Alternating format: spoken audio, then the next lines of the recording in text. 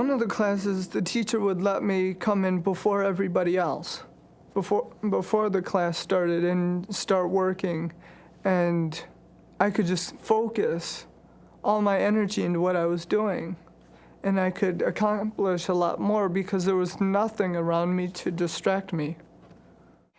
Structure is kind of the framework by which children with FAS operate. And when it changes, such as in a transition or when it's open, free time, they can't structure that very well for themselves, and they tend to fall apart. And transitions occur all the time. Teachers certainly know this, and they can do their best to prepare a child for transitions, but they should expect that they'll still see some behavioral downturn after those transitions or unstructured times have occurred. Here are some techniques that may help students with transitions. When changing classes, stand in the hallway outside your door. Children tend to come in when they see you. Give a child with FAS a job to do, which moves him from one activity to the next. For example, collecting paper and pencils at the end of an activity. I use a lot of my transition time, if, some of the children are washing hands and we're getting ready for lunch and some of them are waiting for their turn to go to the sink to wash their hands.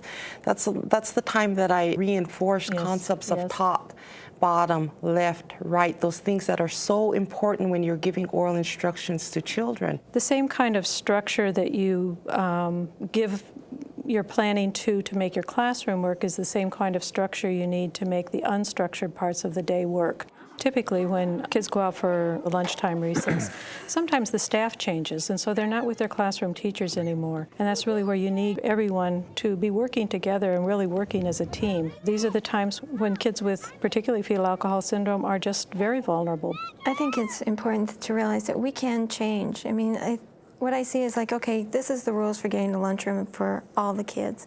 But if for a student that has a hard time making that transition, we can change how we do it. We have students, they don't go to lunch at the same time because they cannot sit there for 25 minutes. That's just a long time for a lunch hour. So they go late, and then when they're done, they go back up to the resource room, or they have someplace else that they can go instead of sitting there and getting into trouble. Here are some additional tips for handling transitions and unstructured time.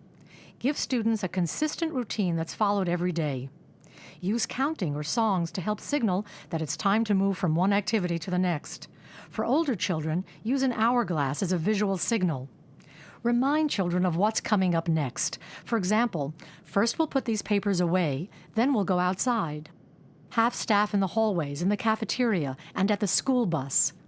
Try assigning a classmate to be a transition buddy to help a child with FAS pass more comfortably in a hallway, for example.